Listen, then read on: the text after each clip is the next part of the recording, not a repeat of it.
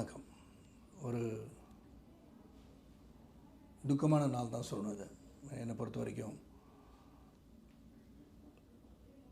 மருத்துவமனைக்கு போகும்போதெல்லாம் அன்பு சகோதரர், அன்பு நண்பர், புரட்சி கலைஞர் கேப்டன் அவர்கள் பூர்ண குணமடைந்து வீட்டுக்கு வந்து மறுபடியும் பழைய விஜயகாந்த் அவரை பார்ப்போம்னு நினச்சிட்டு இருந்த பல பேருக்கு இது மிகப்பெரிய ஒரு அதிர்ச்சி.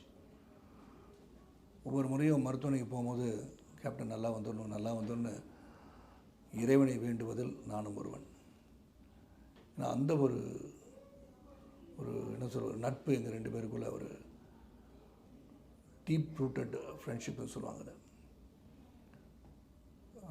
அதாவது என்னுடைய வாழ்க்கை பயணத்தில், கலைவுல பயணத்தில் வந்து ஒரு மிகப்பெரிய ஒரு சரிவை நான் பார்க்கும்போது என்னை சப்போர்ட் பண்ணது விஜயகாந்த் பலமுறை நான் சொல்லியிருக்கேன்.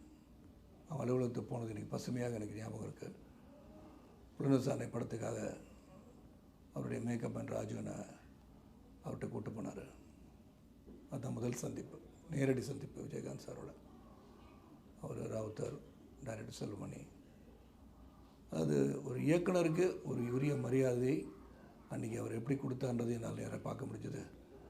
அவருடைய முடிவுக்கு எந்த ஒரு மாற்றம் இல்லாமல் ஒரு புதுமுகத்தை அந்த படத்தில், ஒரு மிகப்பெரிய ஒரு படத்தில் இன்ட்ரடியூஸ் பண்ணணும் போது அவர் எந்த ஒரு இதுவும் கேட்கல, யார் என்னன்னு கேட்டுக்கல. படம் தயாரிச்சிருக்காரு அப்படின்னு அந்த மேக்கப் மேன் ராஜு சொல்லியிருப்பாங்க. படத்தில் போட்டார். அன்று துவங்கிய அந்த நட்பு இன்று வரை நான் வந்து விஜயகாந்த் வாழ்ந்து கொண்டிருக்கிறார் தான் நினச்சிட்ருக்கேன். நான் இன்னும் 2 ஆண்டுகளாக அவரை சந்திக்க உடம்பு முயற்சி பண்ணி அவர் பார்க்க முடியலன்றது ஒரு மிகப்பெரிய வருத்தம் தான். கடைசியாக ஒரு 40 ஆண்டுகள் கலை பயணத்தில் பேசுனது ஞாபகம் இருக்குது. அவர் பக்கத்தில் உட்காந்து ரொம்ப மெல்லிய குரலில் பேசிகிட்டு இருந்தார். அப்போயே வந்து பழைய நண்பரை பார்க்க முடியவில்லையே என்ற ஒரு மிகப்பெரிய ஒரு ஆதங்கம் எனக்குள்ளே இருந்துகிட்டே இருந்துச்சு. ஆனால் அண்மையில் கூட மருத்துவமனைக்கு போயிட்டு வீட்டுக்கு வந்துட்டாரோன்னா சரி குணமடைஞ்சிருவார் அப்படின்னு நினச்சிட்டு இருந்தோம். ஆனால் இது ஒரு மிகப்பெரிய ஒரு அதிர்ச்சி தான். இது ஒரு துக்க நாள்லேயே சொல்லலாம். எங்கள் பிரதம் கலை உலகத்துக்கு மட்டுமல்ல, அவரை பின்பற்றி அவரை நேசித்த பலருக்கு இது ஒரு துக்கமான நாள். இந்த நாளில் நான் வந்து சென்னையில் இல்லைன்றது மிகப்பெரிய வருத்தம் எனக்கு. நான் எப்படி இதை பகிர்ந்துக்கிறேன்னு தெரில. தொடர்ந்து வந்து அவருடைய குணங்களை பற்றி சொல்லணும். விஜயகாந்த் சார் வந்து எனக்கு தொடர்ந்து நிறைய படங்கள் வாய்ப்பு கொடுத்தார் எனக்கு. அதுக்கப்புறம் பார்த்திங்கன்னா ஒரு மிகப்பெரிய ஒரு கதாநாயகன், வளர்ந்து வருகின்ற ஒரு கதாநாயகிக்கு வாய்ப்பு தருவார்களா என்பது வந்து மிகவும் கடினம்.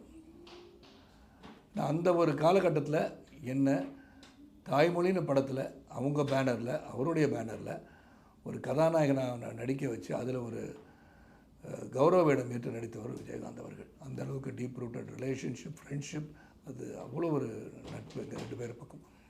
அதில் நடிகர் சங்கத்தை அவருடன் பயணித்த காலங்களை நினைத்து பார்க்கின்றேன். அவருடைய ஆளுமை திறன் அதில் நான் பார்க்க முடிஞ்சுது. அதே மாதிரி எனக்கு கொடுத்த மரியாதை, அது வந்து பொதுச்செயலாளர்கிட்ட பேசிக்கோங்க, எந்த டிபார்ட்மெண்டலைசேஷன் சொல்லுவோம், அந்த மாதிரி பொதுச்செயலாளர் நீங்கள் பேசிக்கோங்கன்னு சொல்லிடுவார். அவர் எடுக்க வேண்டிய முடிவு அவர் எடுப்பார், நான் எடுக்க வேண்டிய முடிவு என்னை எடுக்க விட்டுருவார்.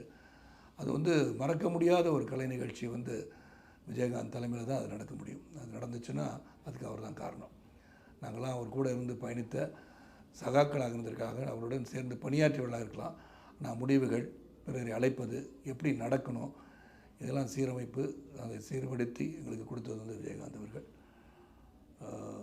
அவரை இழந்து தவிக்கின்ற ஒரு குடும்பத்தாருக்கும், தேமுதிகவின் உறுப்பினர்களுக்கும், தமிழக மக்களுக்கும், ரசிக பெருமக்களுக்கும் என்னுடைய ஆழ்ந்த அனுதாபங்களை, இரங்கலை என் சார்பாகவும், என் இயக்கத்தின் சார்பாகவும், என் குடும்பத்தின் சார்பாகவும் தெரிவித்துக் கொள்கின்றேன்.